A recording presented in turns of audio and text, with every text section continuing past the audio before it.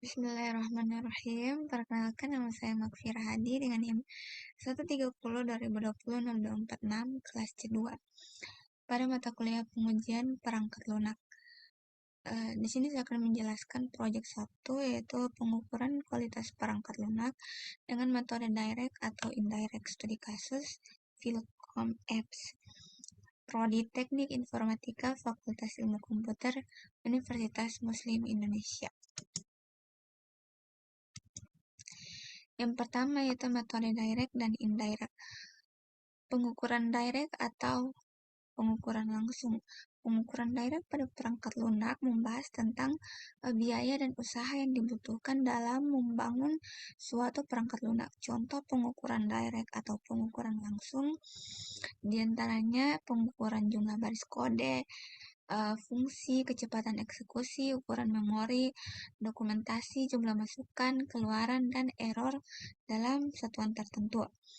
Kemudian yang kedua, pengukuran indirect atau tidak langsung, yaitu pengukuran kualitas, sedangkan fungsionalitas, efisiensi, serta reliabilitas dan kemampuan pemeliharaan merupakan atribut kualitas lainnya dari perangkat lunak yang pengukurannya dilakukan secara tidak langsung. Dan selanjutnya, Philcom Apps. Philcom Apps digunakan untuk mengintegrasikan proses-proses bisnis yang berjalan di Fakultas Ilmu Komputer. Salah satunya adalah proses pengerjaan skripsi. Philcom Apps bagian proses pengerjaan skripsi meliputi pengajuan proposal skripsi, pengajuan proposal, konsultasi proposal, penilaian kemajuan 1, penilaian kemajuan 2, seminar hasil, dan ujian skripsi. Kemudian ISO 9126-4, ISO 9126-4 adalah salah satu bagian dari standar ISO atau IEC 9126 yang khusus mendefinisikan tentang kualitas penggunaan atau quality in use dari suatu perangkat lunak. Dalam ISO ini terdapat 4 model kualitas atau karakteristik yang masing-masing memiliki metrik sendiri untuk melakukan evaluasi. Keempat model kualitas atau karakteristik itu adalah effectiveness, productivity, safety, dan satisfaction. Selanjutnya yaitu model kualitas. Untuk mendapatkan model kualitas atau karakteristik yang akan digunakan dalam evaluasi, maka pembobotan dilakukan berdasarkan hasil wawancara. Hasil pembobotan yang didapatkan terdapat pada tabel 1, di mana karakteristik effectiveness rata-rata nilai skala 7,4 dengan bobot high. Kemudian productivity mendapatkan rata-rata nilai skala 7,2 dengan bobot high. Safety mendapatkan nilai rata-rata nilai skala 4,6 dengan bobot medium, dan satisfaction mendapatkan rata-rata nilai skala 5,9 dan bobot medium. Dari tabel 1 ini diketahui bahwa karakteristik yang akan digunakan dalam evaluasi adalah effectiveness dan productivity karena hasil pembobotan berada dalam kategori high. Kemudian spesifikasi evaluasi. Sesuai dengan ISO 9126-4, jumlah responden penelitian akan dipilih 8 mahasiswa.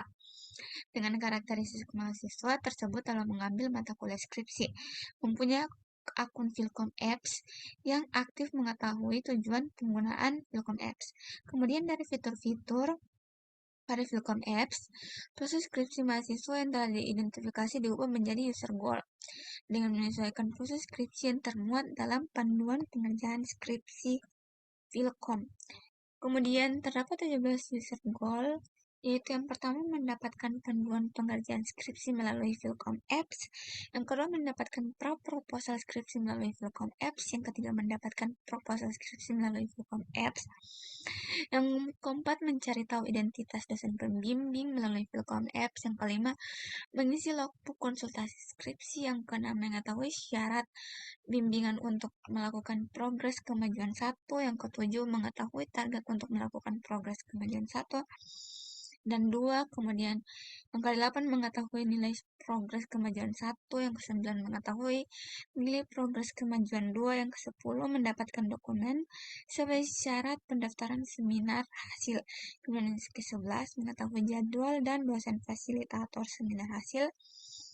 Yang ke-12 mengetahui undangan seminar hasil. Yang ke-13 mengetahui nilai dan saran dosen fasilitator terkait seminar hasil. Yang ke-14 mengetahui jadwal dan dosen penguji ujian skripsi. Yang ke-15 mengetahui undangan ujian skripsi. Yang ke-16 mengetahui nilai ujian skripsi. Yang ke-17 mendapatkan dokumen sebagai syarat pendaftaran yudisium.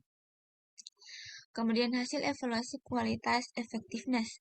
Untuk menghitung efektivitas tugas, maka penyelesaian tugas dibagi menjadi 3 penilaian, yaitu sukses dengan kesulitan atau non-critical error, dan gagal atau critical error. Pada tabel 2 ini merupakan hasil pengukuran metrik efektivitas tugas. Nah, S yaitu singkatan dari sukses, SDK yaitu sukses dengan kesulitan, dan G yaitu gagal. Nah, pada tabel 2 ini dijabarkan hasil efektivitas tugas masing-masing tugas dan jumlah responden yang berhasil mencapai kriteria sukses dengan rata-rata nilai efektivitas 0,97. Metrik selanjutnya adalah metrik penyelesaian tugas, di mana persentase setiap tugas yang berhasil dilaksanakan dengan sukses diberi persentase 100%, sukses dengan kesulitan dikurangi 20%, dan gagal diberi persentase 0%. Nah, pada tabel 3 ini, metrik penyelesaian tugas, rata-rata penyelesaian tugas dari masing-masing responden berada di atas 90%. Nah, kemudian selanjutnya frekuensi kesalahan yang hasilnya terdapat pada tabel 4. Pada tabel 4 ini didapatkan hasil rata-rata frekuensi kesalahan, yaitu 0,07. Kemudian hasil evaluasi kualitas productivity. Metrik pertama pada karakteristik ini adalah pelaksanaan tugas yang dituliskan pada tabel 5 ini. Pada tabel ini diketahui bahwa rata-rata waktu penyelesaian semua tugas adalah 266,39 detik, dan waktu rata-rata penyelesaian tugas satu tugas adalah 33,30 detik. Selanjutnya adalah metrik efisiensi tugas, yang hasil perhitungan metrik efisiensi dengan waktu pelaksanaan tugas dijabarkan pada tabel 6 berikut ini. Nah, pada tabel ini diketahui bahwa rata-rata efisiensi tugas dicapai oleh masing-masing responden berada di atas 3%, dengan rata-rata efisiensi tertinggi yaitu 7,4% atau 0,074. Nah, hal ini dikarenakan metrik efisiensi tugas mengukur proporsi dari setiap tugas. Tujuannya yaitu untuk untuk tugas yang berhasil setiap satuan waktunya, sehingga efisiensi tugas akan meningkat seiring dengan meningkatnya efektivitas dan berkurangnya waktu pelaksanaan tugas. Kemudian metrik selanjutnya adalah metrik proporsi produktif. Pada metrik ini menggunakan waktu pengerjaan tugas yang dibagi menjadi waktu produktif dan waktu tidak produktif untuk kemudian dihitung proporsinya. Hasil perhitungan metrik akan dijabarkan pada tabel 7 ini. Dari tabel ini dapat diketahui bahwa rata-rata proporsi produktif yang dicapai oleh masing-masing responden adalah responden telah konsisten, di mana telah lebih dari 50%, dengan rata-rata 60%. Kemudian selanjutnya adalah metrik efisiensi relatif pengguna diperoleh dari perbandingan antara efisiensi tugas responden dan efisiensi tugas expert. Hasil dari metrik akan dijabarkan pada tabel 8 ini. Nah, dari tabel 8 ini diketahui bahwa rata-rata efisiensi relatif responden adalah 54%. Nah, kesimpulannya, hasil evaluasi kualitas dengan ISO 9126/4 pada Philcom Apps menghasilkan dua karakteristik, yaitu yang menjadi fokus utama, yaitu effectiveness dan productivity. Karakteristik effectiveness menghasilkan hasil pengukuran metrik efektivitas tugas rata-ratanya adalah 0,97 dengan rentang metrik penyelesaian tugas rata-rata ada 0,97 dan metrik frekuensi kesalahan rata-rata adalah 0,07. Untuk metrik efektivitas tugas dan penyelesaian keduanya memenuhi rentang yang ditetapkan ISO, yaitu M1 0 kurang dari sama dengan M1 dan M1 kurang dari sama dengan 1.